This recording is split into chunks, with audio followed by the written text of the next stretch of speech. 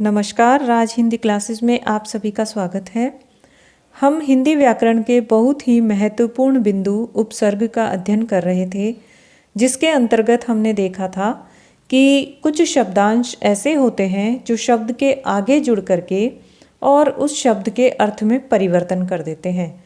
सबसे पहले हमने संस्कृत के जो उपसर्ग हैं, जो तत्सम शब्दों के साथ प्रयोग में लिए जाते हैं, उनका अध्ययन हमने उपसर्ग भाग 1 में किया।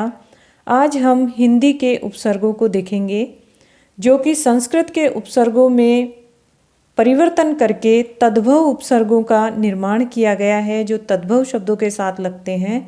ऐसे उपसर्ग हिंदी के उपसर्ग कहलाते हैं। हिंदी के जो उपसर्ग हैं, उनमें सबसे महत्वपूर्ण उपसर्ग जो हैं वो सभी हम देखेंगे और उनके उदाहरण भी करेंगे। सबसे पहले देखें अ उपसर्ग। यह संस्कृत का भी अव्यय है, संस्कृत शब्द के साथ भी लगता है, जैसे अकारण, अकार्य, इस प्रकार से। किंतु यह जब तद्भव शब्द के आगे लगता है तो यह हिंदी का उपसर्ग कहलाता है। ए का अर्थ होता है नहीं या अभाव, जैसे अकाज, अचेत, अछूता, अथाह, अटल। इसी प्रकार अगला है उ उपसर्ग। ऊ का मतलब होता है ऊंचा। ऊंचा में देखिए उछालना, उतारना, उजड़ना, इस प्रकार के ये आपके उपसर्ग हैं। हिंदी के उपसर्गों की आपको विशेषता यह है कि ये सामने ही नज़र आ जाते हैं, बहुत ही सरल रहते हैं, एक बार पढ़ने से ही आपके पूरी तरह से समझ में आ जाते हैं। अगला उपसर्ग है औ उपसर्ग, जिसका अर्थ होता है बुरा या हीन, जैसे अवगुण, अवघट, अवसर, अवसान, अवघड़। इसी प्रकार के उदाहरण आप औ उपसर्ग के देखेंगे। अन उपसर्ग, अन का मतलब होता है बिना, जैसे अनपढ़, जो पढ़ा लिखा नहीं होता, अनपढ़। अनदेखा, अनबोल, अनबन, अनगढ़, अनहित इत्यादि। अगला है अध। अध का मतलब होता है आधा, जैसे अधमरा, अधखिला, अधपका, अधकचरा, अधजला, यानी सब में अर्थ निकलता है आधा। अगला उपसर्ग आपका उन उपसर्ग है। उनका मतलब होता है एक कम। हमने इसको गिनती में ज़्यादातर ये प्रयुक्त होता है, जैसे 59 यानी 60 में एक कम, 49, 79, 29, 69, 39। इस प्रकार से उनका अर्थ हुआ एक कम। क उपसर्ग या कु उपसर्ग, इन दोनों का ही अर्थ एक ही है, बुरा या कठिन, जैसे कुढ़ंग, कुचाल, कुचैला, कुचक्र, कपूत, इस प्रकार के कुपुत्र, इस प्रकार के इनके उदाहरण देखने को मिलते हैं। अगला उपसर्ग है नी। नी का मतलब होता है विपरीत, जैसे निडर, निशान, निपट, निगोड़ा, बिना गोड़े का, निहत्था, निकम्मा, इस प्रकार। अगला उपसर्ग स उपसर्ग या सु जिसे कहेंगे, इसका अर्थ होता है अच्छा। जैसे हम उदाहरण देखें इसके, सपूत, सजल, सजीव। सु के उदाहरण देखिए, सुयश, सुडोल, सुजान, सुफल, सुघड़, सुकांत, यानी इनमें सब में अर्थ अच्छा का भाव भी निकल रहा है। अगला उपसर्ग है भर। भर उपसर्ग का अर्थ होता है भरा हुआ या पूरा, जैसे भरपूर, भरपेट, भरसक, भरमार। अगला देखो चौ। चौ यानी चार। चार को ही चौ बना करके उपसर्ग तद्भव शब्दों के साथ लगाया गया है, जैसे चौमासा, 4 महीनों का समूह, 4 मास का समूह, चौराहा, 4 राहों का समूह, चौखट, चौकन्ना, इस तरह से।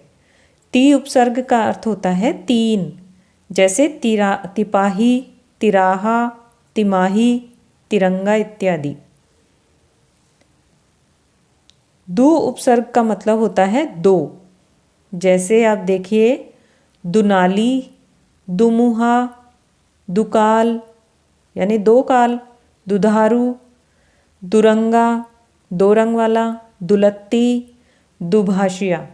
इसी प्रकार से हम हमेशा एक शब्द प्रयोग में लेते हैं दोबारा, लेकिन ये गलत है। ये दोबारा नहीं होता है, ये दोबारा होता है।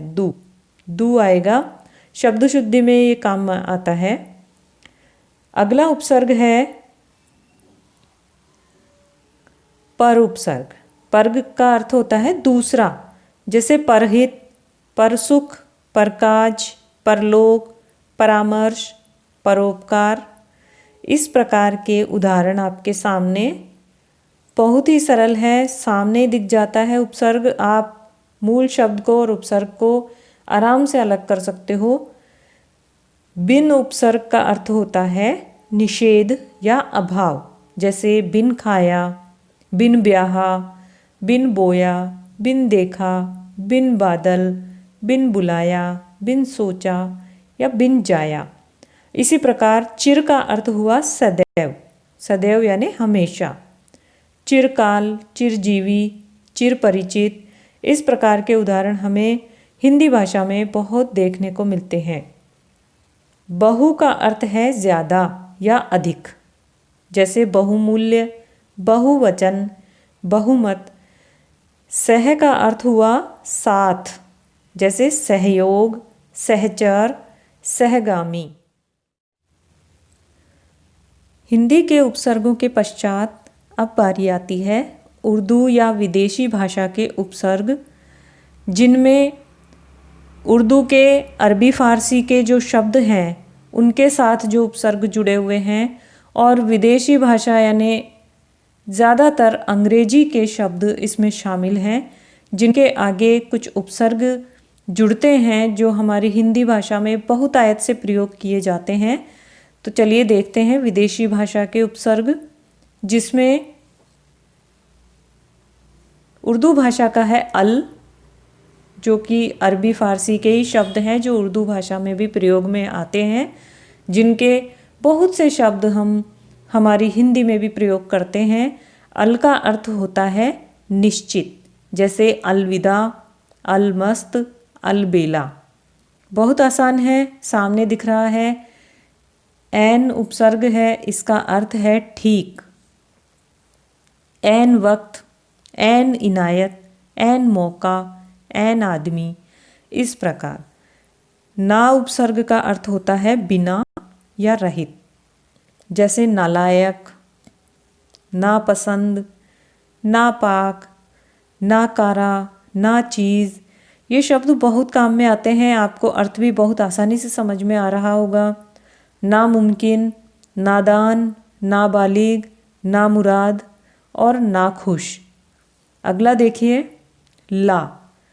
ला उपसर्ग का अर्थ होता है बिना, जैसे लाजवाब, लापता, लाचार, लाइलाज, लावारिस, लापरवाह।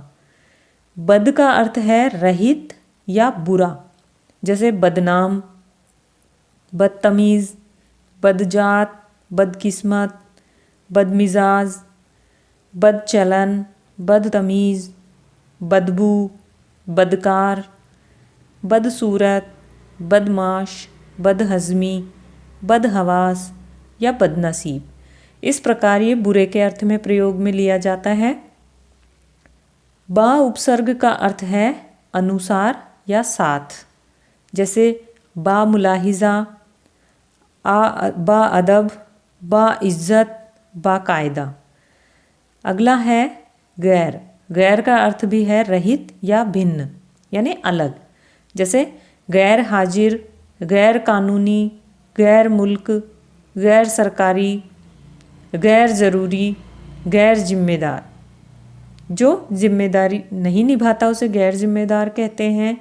इसी प्रकार से इस उपसर्ग में रहित का भाव आ रहा है। खुश का अर्थ है अच्छा, बहुत अच्छा। जैसे खुशकिस्मत, खुशखबरी, खुश मिजाज, खुशबू, खुशहाल, खुशखबरी दोबारा आ गया है, कोई बात नहीं, खुशनुमा। इस प्रकार के उपसर्ग कम का अर्थ है थोड़ा। जैसे कमज़ोर, कमसिन, कम अक्ल, कम वक्त, कम उम्र, ये उर्दू के शब्द हैं। हम उपसर्ग है, हम का मतलब है साथ। जैसे हमदम, हम सफ़र, हम राह, हम वतन, हम जोली, हम दर्द। इसी प्रकार बिला का अर्थ है बिना, बिला वजह यानी बिना वजह है, बिला शक, बिला कसूर, बिला कानून। इस प्रकार के उपसर्ग हमें उर्दू में देखने को मिलते हैं। बे का अर्थ है अभाव। जैसे बेचारा, बेखटके, बेचैन, बेहद, बेबुनियाद, बेईमान, बेअक्ल, बेसमझ, बेजान, बेदर्द, बेसिर, बेमानी, बेवकूफ़, बेसहारा, बेखौफ। डर का अर्थ है में। जैसे दरअसल, दरकार, दरवेश, दरमियान, दरबार, दर हकीकत, दरख्वास्त। अगला उपसर्ग हर उपसर्ग है। हर का मतलब है प्रत्येक। हर घड़ी, प्रत्येक घड़ी, हर वर्ष, हर रोज़, हर एक, हर दम, हर तरफ, हर कदम। ब का अर्थ है साथ या पर।